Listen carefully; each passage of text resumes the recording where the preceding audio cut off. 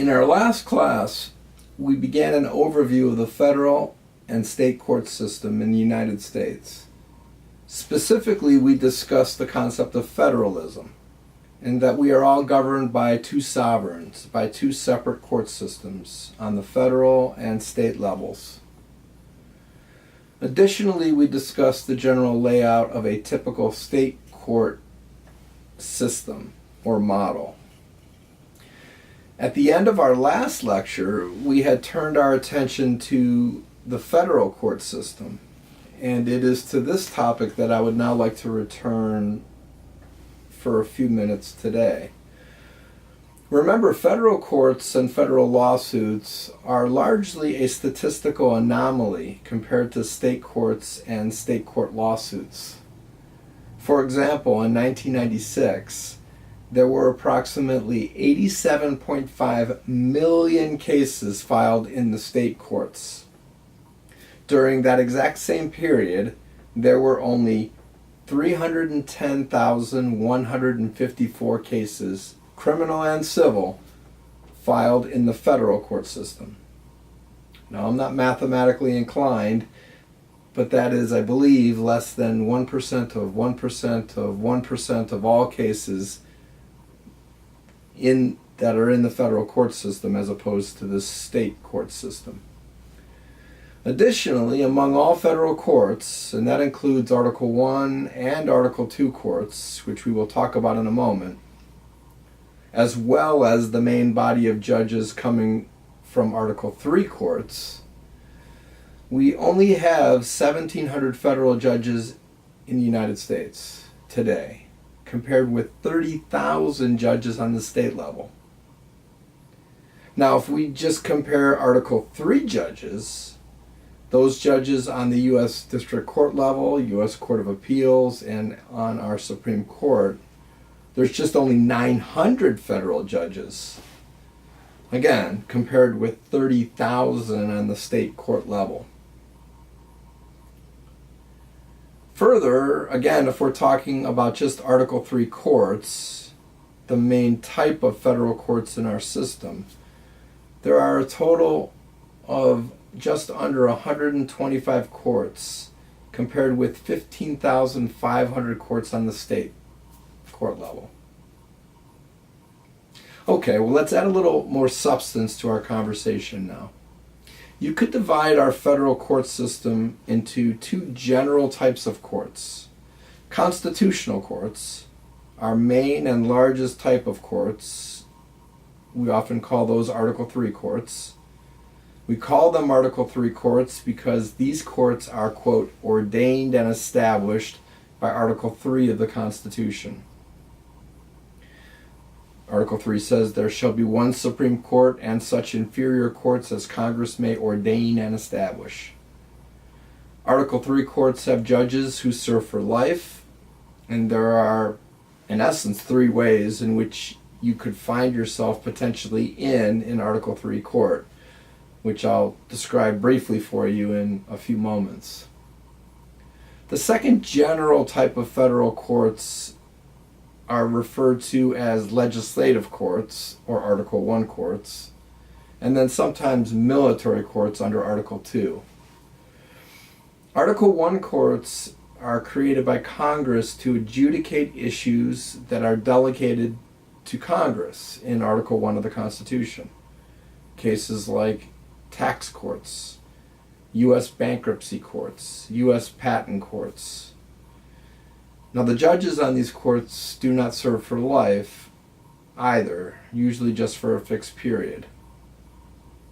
Article 2 courts are courts set up pursuant to the president's powers, just like Article 1 for the Congress, Article 2 for the president.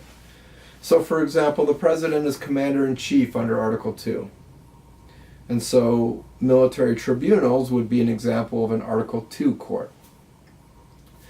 But unless you're dealing with a case involving one of these special issues, a bankruptcy, hence a hearing or trial in front of an Article 1 court, or a military court-martial, and so a hearing in front of an Article 2 court, most federal cases are heard by what we call Article 3 courts.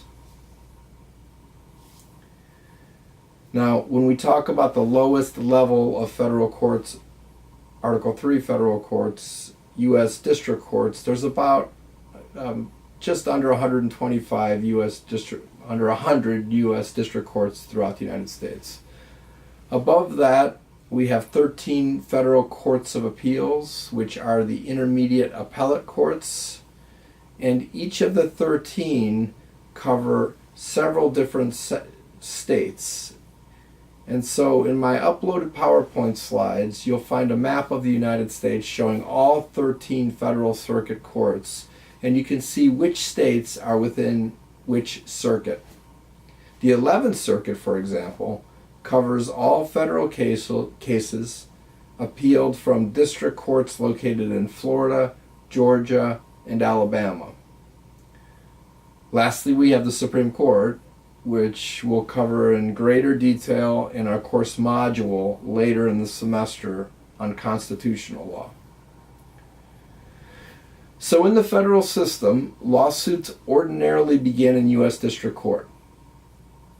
In 1789, when Article 3 specified that there should be one Supreme Court and such inferior courts as Congress would ordain and establish, Congress indeed created 13 new district courts, one for each of the new states. Since then, however, the population has exploded and the country has expanded, and Congress has increased the number of federal district courts in each state based upon population explosion and caseload and everything else. Some states like Nevada, South Dakota, Maryland still have just one district court, the District Court of Rhode Island, for example. Other states like Texas, Florida, New York will have as many as 4 federal district courts in the state. So for Florida, you would have U.S. District Court for the Southern District of Florida, U.S. District Court for the Middle District of Florida, etc. Further, note that one district court is not equal to another district court in terms of the number of judges. So when we look at the U.S. District Court for the Southern District of New York, the last time I checked, they had 28 district court judges on that court. The last time I looked at the U.S. District Court for the Eastern District of Oklahoma, it was 2 judges. Okay, so let's talk about how you get into the federal court system as a matter of original jurisdiction. If you read Article 3 of the Constitution, which I've uploaded for you on within the online materials, the Supreme Court almost always operates as an appellate jurisdiction of last resort. But there are instances where the Supreme Court rarely has original jurisdiction. So when you read Article 3 of the Constitution, please note that the Supreme Court has original jurisdiction involving cases involving ambassadors and diplomats, for example, or disputes between states, like the case we previously discussed between New York and New Jersey, when both states had sued each other over which had the right to the waterways surrounding Ellis Island and the Statue of Liberty. But almost always, the Supreme Court serves as a discretionary appellate court of last resort, and very few cases make it to the Supreme Court. Now, the jurisdiction of U.S. District Court, the lowest level, you can satisfy that and get into that court in one of 3 ways. The first is if there's a federal party. So if you sue the federal government or a federal agent, that case will get moved to federal court. In the materials that I uploaded within the PowerPoint slides, I provided some slides on a case I handled involving an ATF agent was sued. And because it was an ATF agent, that case was automatically removed to U.S. District Court because he was a federal party. The idea was, and is, federal courts would potentially be more fair than a state court in handling a federal employee or a federal agency. The second way to get into U.S. District Court, other than a federal party being involved, is if your case involves a federal question or a federal statute, and that's what gives the court jurisdiction. Article 3 of the Constitution says that, quote, the judicial power shall extend in cases in law and equity under this Constitution, the laws of the United States, and treaties made or shall be made under their authority, unquote. So, for example, Congress passed a statute in 1946 called the Federal Tort Claims Act, or the FTCA. I used to work on FTCA cases when I was a federal attorney. In the Federal Tort Claims Act, Congress has waived sovereignty and allows individuals to sue the government for personal injury claims when the government or a government actor commits a wrong, injures you in some way. However, as a term of the statute, Congress has specified that the FTCA must be brought in U.S. District Court. Those cases against the federal government must be heard in federal court.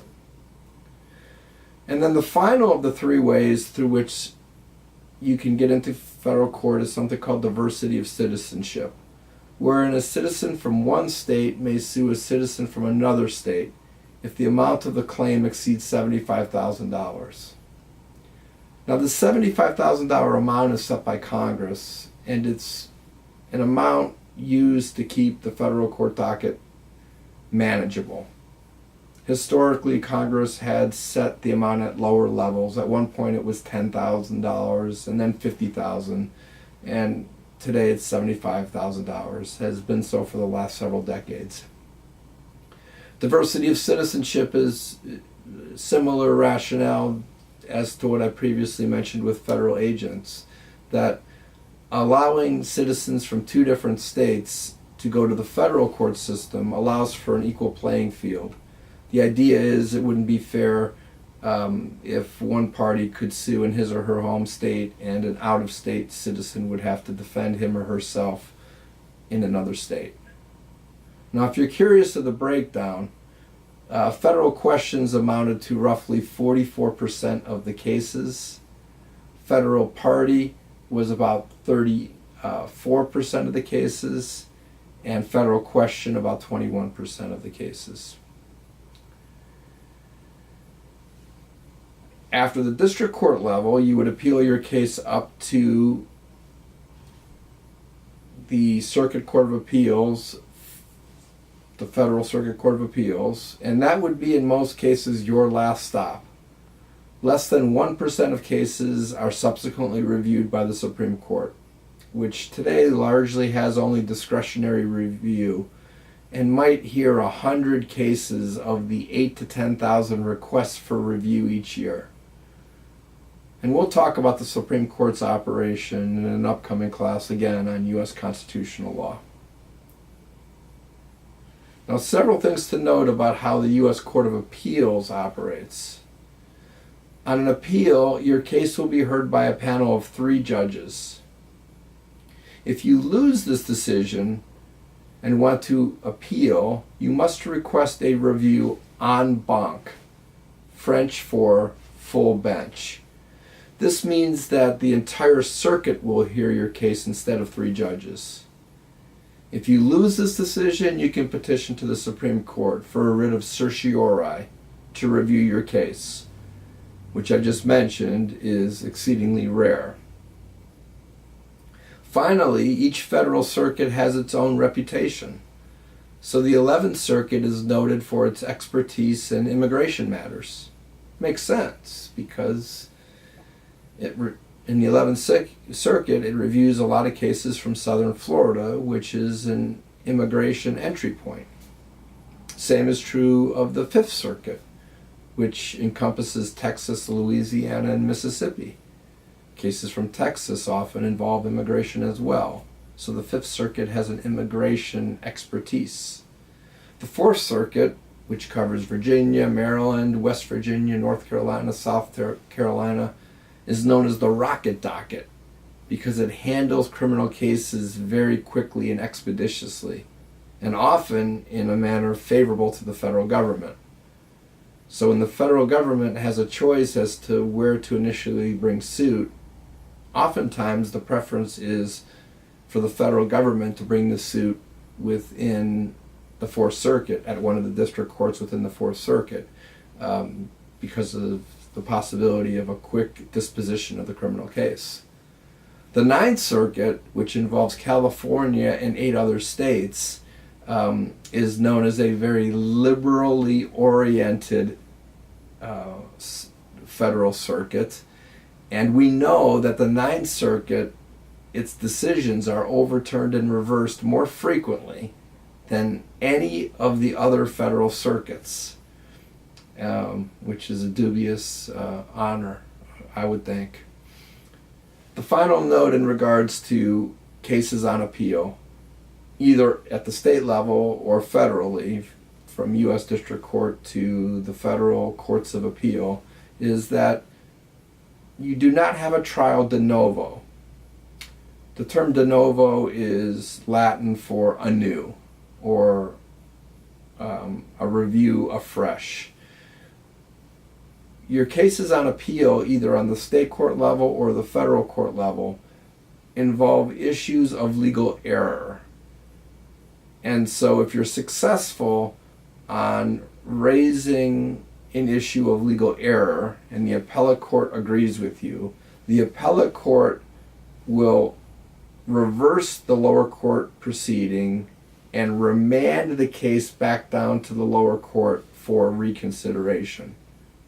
So you don't just immediately win your case in most circumstances. And then furthermore, it's not a trial de novo on appeal, meaning it's not a trial anew. It's not a fresh trial. On the appellate level, you do not have the option of calling witnesses and making opening and closing statements. It's simply to review a legal error, and if you're successful, the case is reversed and remanded back down to the lower court for hopefully a proper disposition of your case.